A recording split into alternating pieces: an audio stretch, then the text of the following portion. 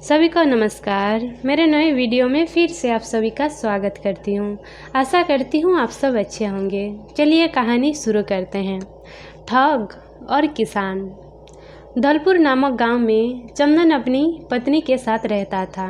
दोनों पति पत्नी मिलकर खेती और पशुपालन का काम करते थे। चंदन सीधा साधा व्यक्ति था। वह अपने बैल लेकर खेतों पर जाने के लिए तैयार हुआ, लेकिन तभी उसकी पत्नी सुंदरी ने रोका।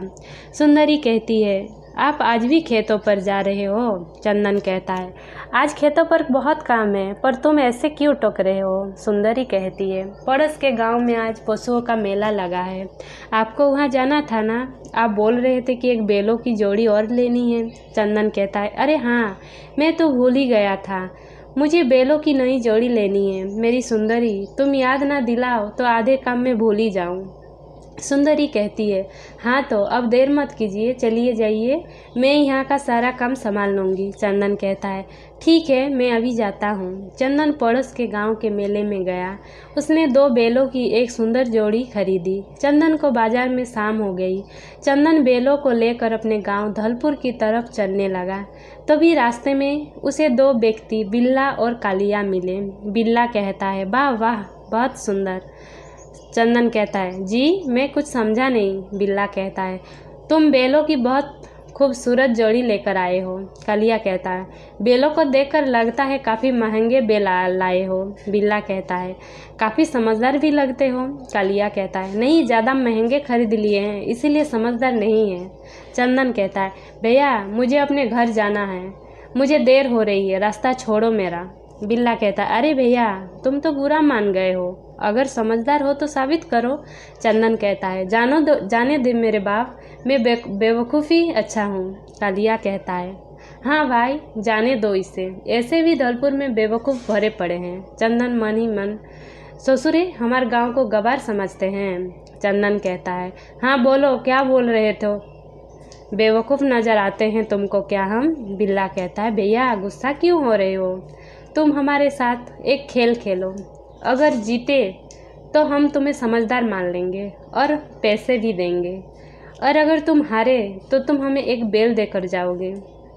चंदन कहता है, मैं समझदार ही हूँ, मैं खेल में जीत जाऊँगा। बिल्ला कहता है, ठीक है तो फिर देखते हैं। बिल्ला ने 2 पर्चियों में कुछ लिखा और दोनों पक्षों को अपने हाथों में पकड़ दिया। उधर चंदन भी जोश जोश में उन दोनों की बातों में आ गया। बिल्ला कहता है, तुमको अब इन दोनों में से एक पर्ची चुननी है, एक में हम दोनों की हार लिखी हुई है और दूसरे में तुम्हारी हार लिखी हुई है। ठीक है, चंदन कहता है, थोड़ा मुश्किल है लेकिन भाग्य पर विश्वास रख सकता हूँ। जय नल्लू बाबा की, सही पर्ची पर हाथ जाए। चंदन ने एक पर्ची चुनी। जब उसने पर्ची को खोला तो वह हैरान रह गया, क्योंकि उस पर लिखा था, मैं अपना एक बैल हार गया। चंदन कहता है, आई क्या हुआ गवा, मैं तो गया काम से। बिल्ला कहता है, पढ़ो पढ़ो, पर्ची में क्या निकला है? चंदन कहता है, जी मैं हार गया। बिल्ला कहता है, अच्छा, इसका मतलब अब एक बैल में हमारा हुआ। चंदन, जी लेकिन। बिल्ला ने दूसरी पर्ची भी वही फेंक दी और कालिया के साथ एक बैल को लेकर चला गया। चंदन ने दोनों पर्चियों लेकर अपनी जेब में रख ली और उदास मन से एक बैल को लेकर घर की तरफ रवाना हुआ। थोड़ा सा आगे चलकर चंदन को 2 व्यक्ति, गोपी और जग्गू मिले। गोपी, अरे क्या बात है, बहुत शांत और उदास जा रहे हो, हम तुम्हारी कोई मदद कर सकते हैं क्या? चंदन ने उन दोनों को अपने साथ हुई ठगी के बारे में विस्तार से बताया। गोपी ने कहा, हमारे पास इसका इलाज है, सिर्फ बाबा ही इनकी मदद कर सकते हैं, लेकिन एक मुश्किल है। चंदन कहता है, क्या? बताओ भाई, मेरी मदद करो। गोपी कहता है, हमारे गांव में एक सिद्ध बाबा है जो हमारा बैल वापस ला सकते हैं, लेकिन वो सिर्फ अपने गांव के लोगों की ही मदद करते हैं। चंदन कहता है, क्या सच में? गोपी कहता है, हाँ, उसके पास जादुई शक्तियाँ हैं, तुम्हारे एक बैल को देखकर दूसरा बैल लाकर दे देंगे। चंदन कहता है, तुम भोले आदमी लगते हो, मेरी मदद करो, मेरा बैल ले आ जाओ और दूसरा बैल ले आओ भाई। गोपी कहता है, तुम भी भोले आदमी लगते हो, हम तुम्हारी मदद करने को तैयार हैं, तुम यहीं रुकना, हम तुमसे यहीं मिलेंगे। ठीक है भाई। चंदन ने अपना बैल दे दिया, जिसके बाद गोपी और जग्गू बेल लेकर चले गए और सुबह तक भी नहीं आए। बिल्ला, कालिया, गोपी और जग्गू चारों सगे भाई थे। चंदन ने बहुत इंतज़ार किया और फिर वह सुबह अपने घर चला गया। उसे अकेला आया देखकर उसकी पत्नी सुंदरी ने पूछा। सुंदरी कहती है, क्या हुआ, आप खाली हाथ आए? चंदन कहता है, हाँ मैं वो। सुंदरी, क्या हुआ, आप क्या छुपा रहे हैं मुझसे? चंदन, वो मैं बेल तो लाया था, लेकिन चंदन ने सुंदरी को सारी बात बताई और वह दोनों पर्चियाँ भी दी। लेकिन जब सुंदरी ने दोनों पर्चियाँ खोलकर देखी तो दोनों पर्ची में एक जैसा ही लिखा था। सुंदरी को सब समझ में आ गया। सुंदरी कहती है, हाँ वो चारों ठग थे, उन्होंने आपको लूट लिया है। चंदन, अब क्या कर सकते हैं? सुंदरी कहती है, मेरे पास एक उपाय है। सुंदरी ने चंदन को एक उपाय बताया। चंदन कहता है, हाँ यह ठीक है, मैं कल ऐसा ही करूँगा। अगले दिन चंदन ने चूड़ी बेचने वाले मनिहार का भेष बनाया और आसपास के गांव में उन ठगों को ढूंढने निकला। चंदन को सुबह से दोपहर हो गई, तभी उसे एक घर के सामने 2 बेल बंधे दिखे।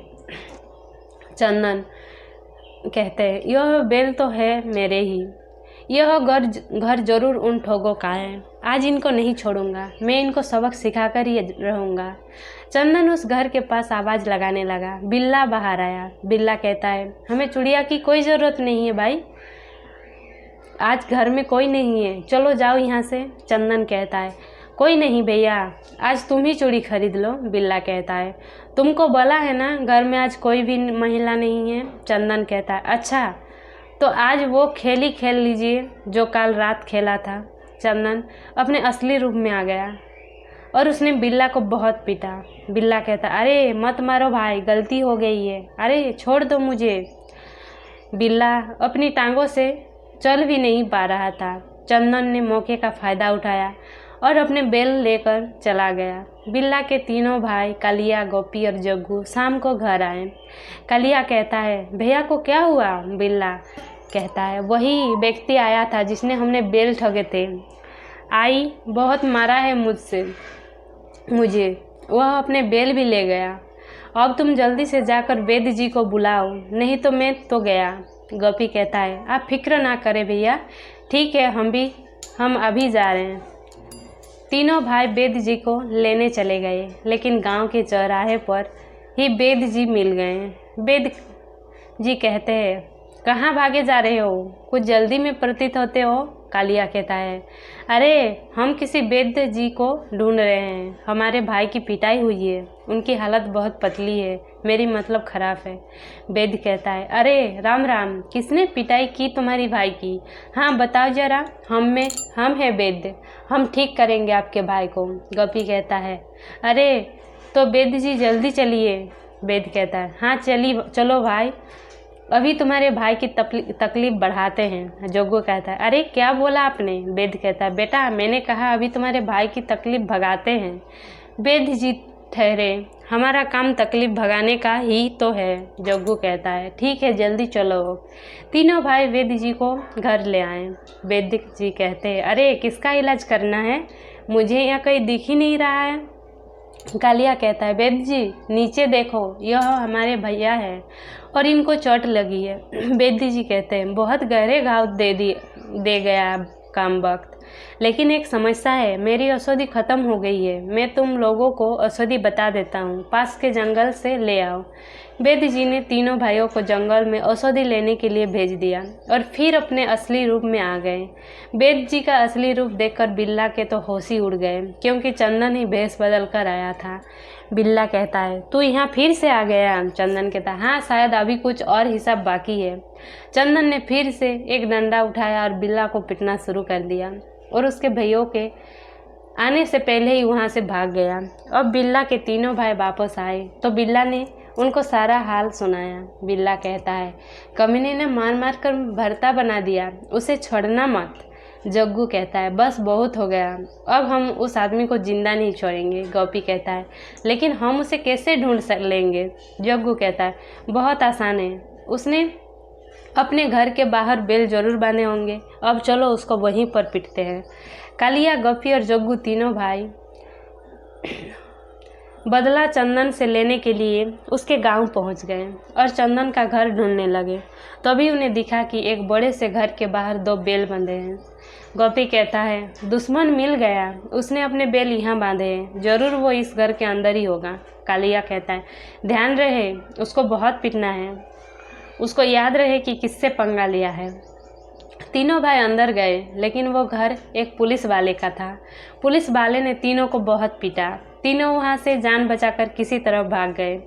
पुलिस वाले के घर के बाहर चंदन भी खड़ा था। चंदन कहता है, मुझे पता था कि तुम मुझे ढूंढते हुए ज़रूर आओगे, इसीलिए मैंने अपने बैल पुलिस वाले के घर के सामने बांध दिए थे। कालिया कहता है, हमें माफ़ कर दीजिए, हम आज के बाद किसी को नहीं ठगेंगे। गोपी कहता है, तुम तो सच में अक्लमंद हो। हमने तो सोचा था कि तुम्हें बहुत अच्छा बुद्धू बनाया, लेकिन तुमने हमें अच्छा सबक सिखाया। चंदन कहता है, मेहनत से काम करो, जिससे तुम्हारे साथ साथ दूसरों की ज़िंदगी भी आसान हो जाए। अगर किसी को ठगोगे तो तुम्हें मेरे जैसा कब कोई मिल जाए, क्या पता। चलो जी, अब मैं चलता हूँ, राम राम। चंदन अपने बैल लेकर चला गया और ठगों को पुलिस ने पकड़ लिया। कुछ महीनों की कड़ी सज़ा के लिए कारागार में डाल दिया। कहानी अच्छी लगी तो प्लीज़ कहानी को लाइक करिए, वीडियो को लाइक करिए, और चैनल पर नए हैं तो प्लीज़ चैनल को सब्सक्राइब कर लीजिए। पूरा वीडियो देखने के लिए धन्यवाद।